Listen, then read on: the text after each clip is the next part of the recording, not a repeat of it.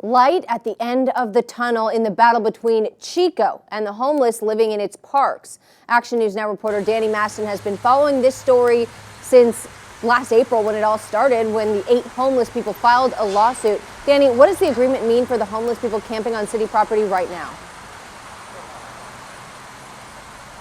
Haley, it means homeless who are living on the streets in Chico, like here in front of City Hall, will soon have a roof over their head, showers, and hot meals once the city is finished building the 177 pallet shelters at the old BMX site.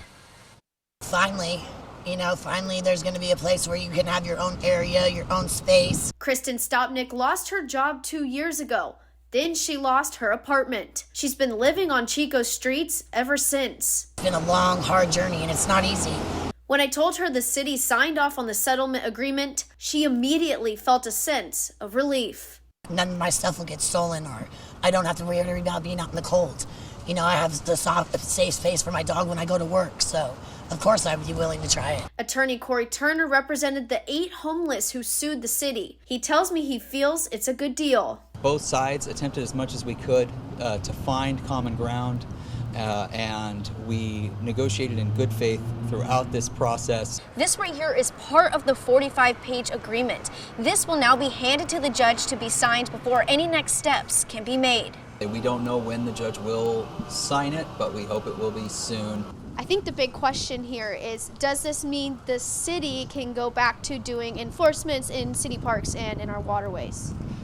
Well, in this settlement, we have procedures that have been upheld by courts in the Ninth Circuit, where first, enforcement depends on the amount of available shelter, and also that shelter and services be offered to people prior to enforcement.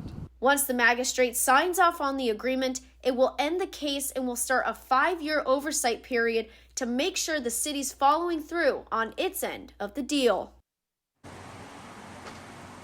The pallet shelter at the old BMX site will have showers weekly and 3 meals a day. As well, it will have services provided by Butte County Behavioral Health and the Department of Employment and Social Services. Now, Turner tells me he's not sure when everything will be up and running at that site, but says the city is working very quickly on it.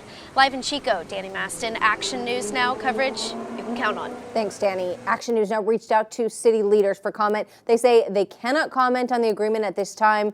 To see a copy of the full agreement, though, you can head to our website, actionnewsnow.com.